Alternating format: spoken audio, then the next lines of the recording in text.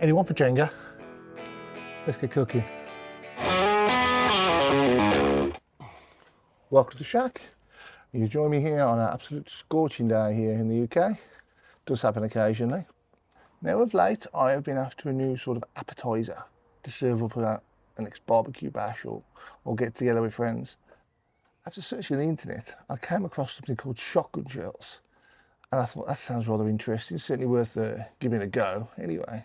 So then after playing around with a couple of recipes I came up with one which was relatively simple and straightforward enough to do, and it went down an absolute storm in our house. Everyone loved it, so much so that every time I've been firing up the barbecue I bet someone's asked me, you doing any of them shotgun shells again? So I figured as the barbecue season is now truly upon us, I better do a video.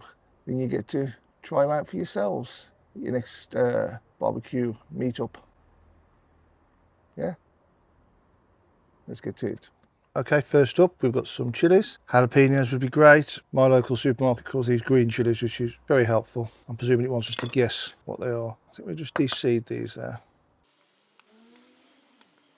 If you're big into your chilies or you like everything really hot, you could use more chilies or spicier varieties. But the kids have got to eat these as well, so I don't want them too hot. And so have I, and I don't want them too hot either.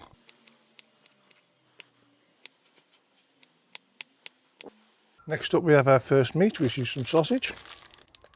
You can use whatever sausage you like. I like this, it's Cumberland sausages. I just remove all the casings. You could just use sausage meat or ground meat, but this is far easier. And that way you also know you've got all your salts and the right amount of seasoning in the sausage. Just grab a bowl.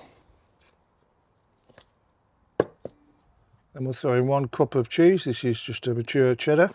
Back in with our chilies, and we've got a good mix to combine it all together. Next you want to get your pasta. Other recipes say to use manicotti pasta, but I've struggled to find that over in the UK, so I've got some cannelloni, and these will be perfect for stuffing our sausage meat. You can stuff these by hand, that's like hard work, so I'm going to use a piping bag. I'd recommend putting about half the mixture into the bag, otherwise it might split. And we'll just get the one end and we'll just pipe the mixture straight into the tube. There we go, we should get it coming out both ends, just like that. Now you might get them, some of them might split. If they do, it's not the end of the world. We get another one. And there's a second one.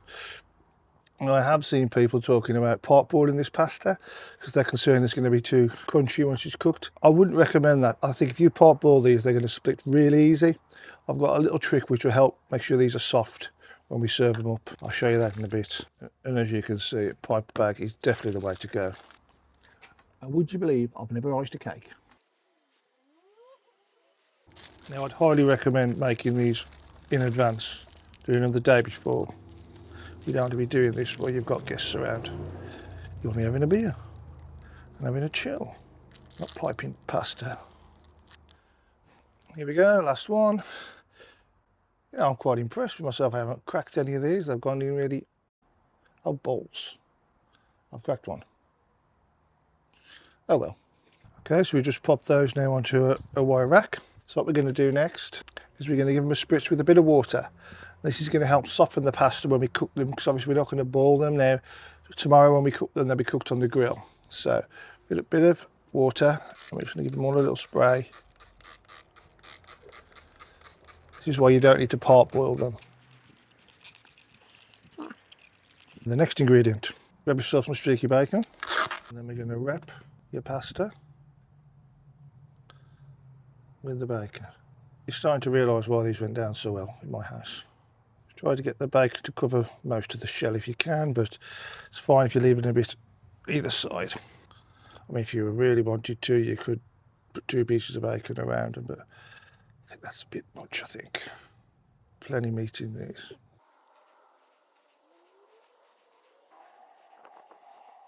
And last we have the only one that's split on me, so we'll put a bit of extra bacon around that just to hold it in place.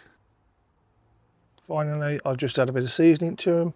You can have whatever seasoning you like. I'm going to use this barbecue rub that I make up. It's quite a spicy one. If you'd like to know how I make it, I'll put a link in the description, or I'll leave a card up here somewhere if I remember. But you can use any seasoning you like. And obviously remember that bacon is already seasoned, it's salty, and the sausage will already be seasoned, so you don't want to overdo it too much.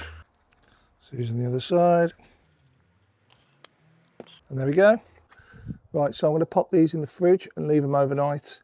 That way the liquid from the juice from the bacon and the sausage will also help soften the pasta a bit more.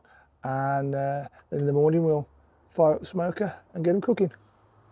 Can't wait. Okay, so our shotgun shells have been in the fridge over the night now.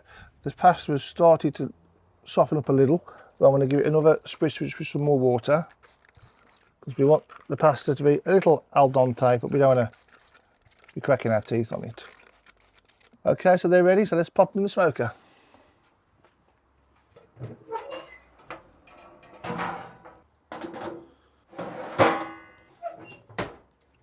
Okay, so I reckon those shotgun shells will probably take an hour and a half to 2 hours to cook in the smoker, but I'll probably open the lid up about every 30 minutes or so just to give it a little spritz with some more water to make sure that pasta softens up.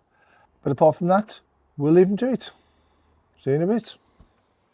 Right, we've had about an hour, so let's have a look.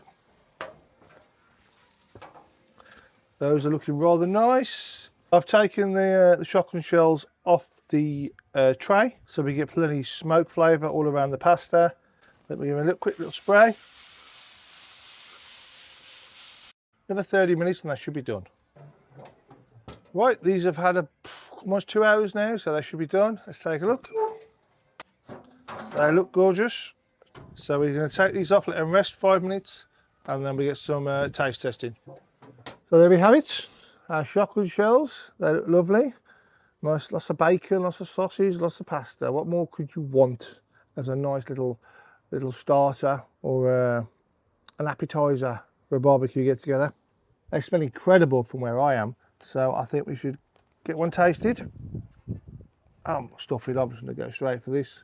What do you reckon? Wow, oh my lord. They are so good. They really are. I mean, it's a little bite to the pasta. Really, really good. Rather nice, rather tasty. And what more could you want?